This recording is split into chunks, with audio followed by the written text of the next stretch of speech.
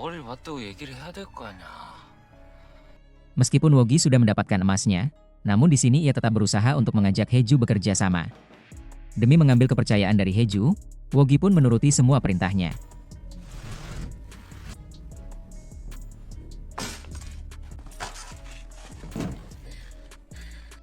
Di sini, Wogi mengatakan jika Heju benar-benar membutuhkan dirinya.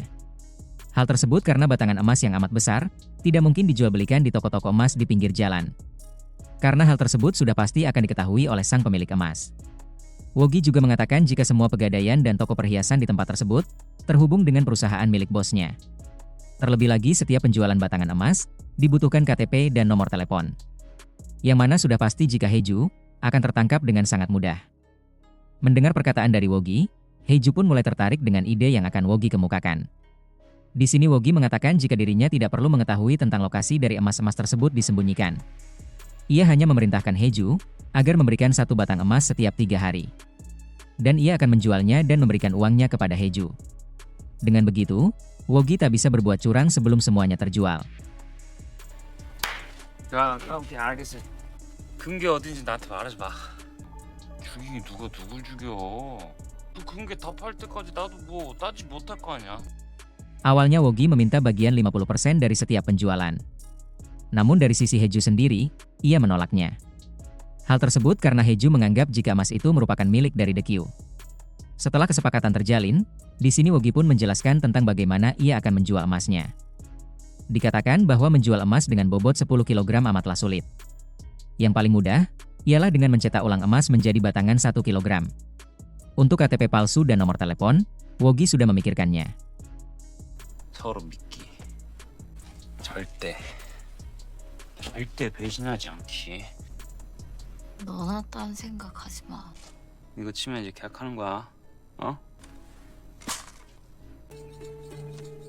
책.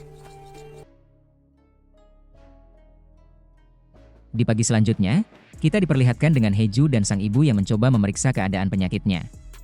Dari sang dokter, ia mengatakan jika tumor dari sang ibu sudah menyebar ke paru-paru. Awalnya Heju meminta agar dioperasi langsung. Namun dari sisi sang dokter, ia menyarankan agar sang ibu dirawat dahulu. Mendengar perkataan tersebut, sang ibu dari Heju langsung marah. Ia menganggap jika rumah sakit hanya akan menyedot uang dengan menunda-nunda operasi. Heju terus-menerus membujuk sang ibu agar bersedia menjalani perawatan. Namun dari sisi sang ibu, ia bersikukuh menolaknya. 이렇게 혼자 두고 죽고 싶어? 엄마란 사람이?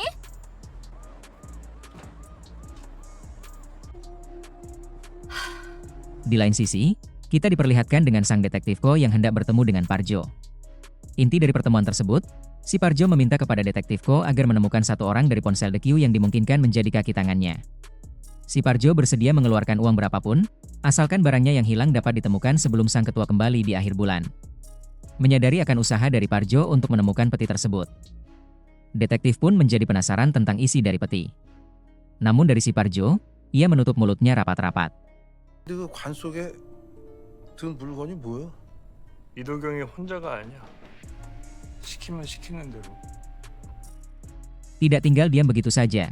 Di sini sang detektif mencoba meminta laporan investigasi kepada juniornya yang bekerja di kantor pusat. Sebelum pergi, sang junior tersebut mengatakan tentang isi dari peti mati yang berisi batangan emas.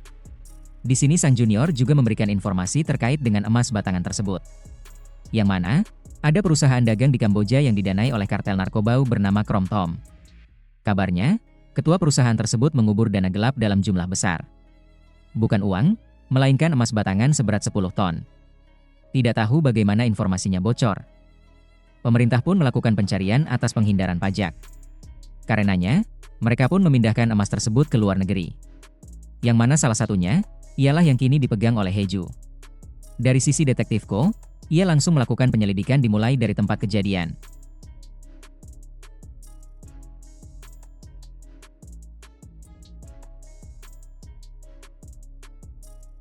Di saat sang detektif menelusuri jalan, ia menyadari akan sebuah CCTV yang terpasang menghadap ke arah jalan.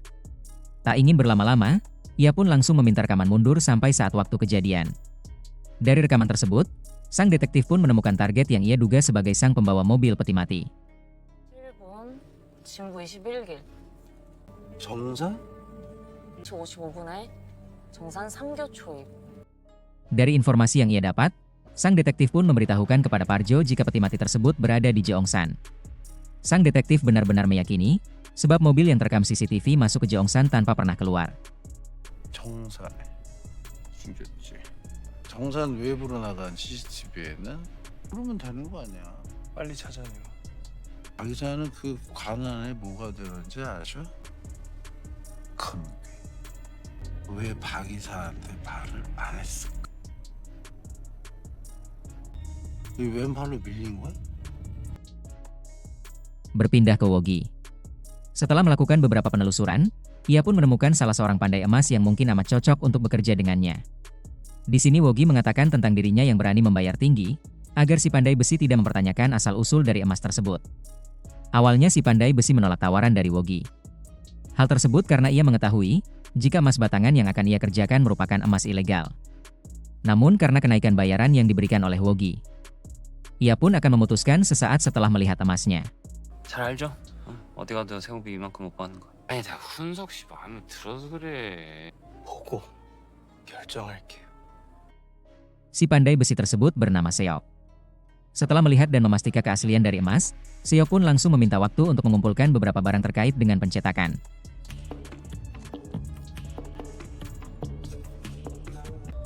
진짜네. 유형 틀도 새로 구해야 되고 조폐공 내일 밤에 다시 오세요. 아니 우리 오늘 밤에 작업합시다. 에? Setelah menunggu beberapa saat, akhirnya pencetakan ulang pun dimulai. 네. Diceritakan bahwa tempat tersebut merupakan milik dari bapak-bapak tua yang mana merupakan bos dari Seok. Tahap pencetakan ulang dimulai dengan mencairkan terlebih dahulu batangan emas 10 kg. 두 분은 여기서 기다리세요. Sembari menunggu Seok melakukan tugasnya, di sini Wogi mengingat kembali akan sebuah terowongan terbengkelai. Dari sisi Heju, ia amat kaget dan menyangka jika Wogi melihat dirinya ketika hendak mengubur batangan emas.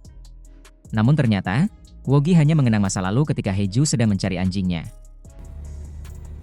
네가 봤어?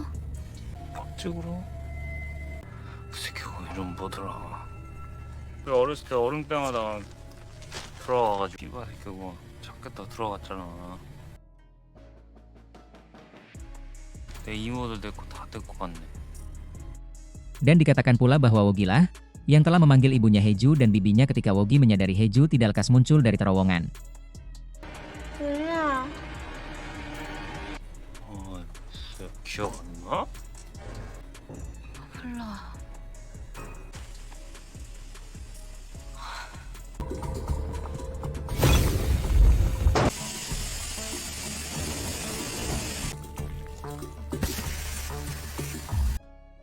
Di tengah-tengah pekerjaannya, terlihat kedatangan dari bos Seok.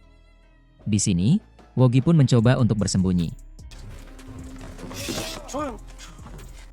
아니 사장님이에요. Sang bos yang merasa heran sebab pintu yang terkunci, ia pun mencoba mencari tahu tentang apa yang sedang dikerjakan oleh Seok.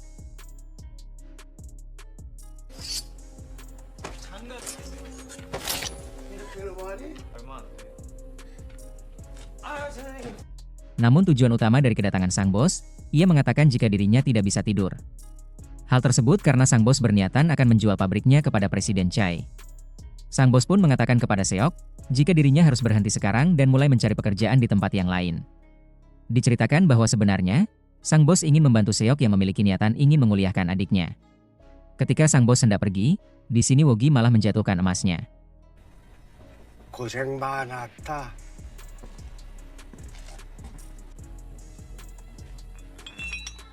이게 무슨 소리야?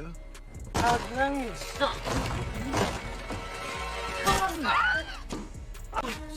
사장님.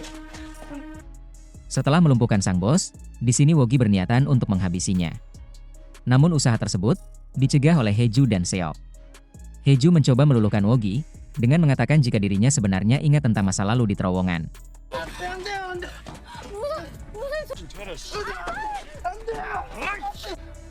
너 내 말 잘 들었잖아. 그랬던 거 그거 구해준 것도 너고. 기억나? Setelah Sikon terasa tenang, di sini Wogi memutuskan untuk menggendongnya dan membawanya ke rumah sakit. Singkat cerita, emas batangan 1 kilogram telah berhasil dibuat. Dan karena tidak adanya uang cash, di sini Heju memberikan 1 batang emas tersebut sebagai bayarannya. 사흘 뒤에 다시 올게. 사흘 뒤에 두 분이 여기 올지 안 올지 내가 어떻게? 하나에 1억 5천이니까 나머지도 다 작업해 줄 거죠? 네. Di dalam perjalanan pulang, Wogi mengatakan permintaan maafnya sebab tak sengaja melukai tangan dari Heju. Menyadari akan jiwa pemberontak dari Wogi, di sini Heju meminta ia untuk berjanji tidak akan membunuh siapapun selagi mereka bekerja sama. Dan jika Wogi melanggarnya, maka Heju akan memastikan jika kerjasama di antara mereka akan berakhir. 동업하는 동안은 사람 안 죽이겠. 그래서 노력은 해볼게. Di saat Heju telah tertidur, dirinya dibangunkan oleh sang ibu yang sedang mencoba untuk mengobati tangan dari Heju. Sang ibu terus-terusan beranggapan jika Heju memiliki sebuah hutang yang menyebabkan dirinya selalu dekat dengan Wogi yang dianggap preman. Namun dari sisi Heju, ia menegaskan bahwa dirinya tidak memiliki hutang. Ia juga mengatakan akan segera pergi jika sudah waktunya. 그때 되면 조용히 갈 거니까 신경 쓰지 마. Di saat sang ibu keluar dari kamar Heju, dirinya mendapati sang suami yang telah kembali. Alasan kepulangan dari sang suami, karena sang pembeli langganan yang melaporkan perihal barang-barang gadaian di tempat tersebut. Dengan membuka buku catatan, di sini sang suami menyadari akan beberapa uangnya yang hilang tak tercatat. Sang suami terus mendesak ibu dari Heju agar mengembalikan uang yang telah ia ambil.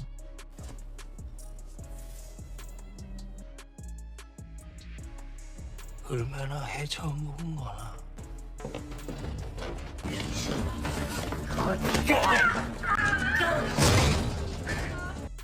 Di saat sang suami hendak melakukan kekerasannya seperti biasa, Heju pun mencoba untuk menghentikannya. Sang ibu yang tidak ingin jika Heju menjadi tersangka, ia pun memerintahkan Heju untuk pergi. Sedangkan dirinya, ia menelpon polisi dan mengatakan jika semua itu adalah tindakannya. 이거 가져가. 그리고 여기 다시 오지 마.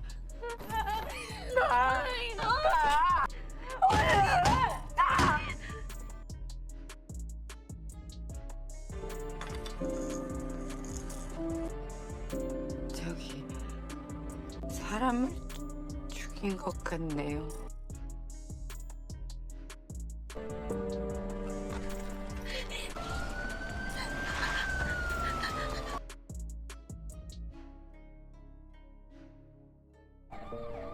엄마.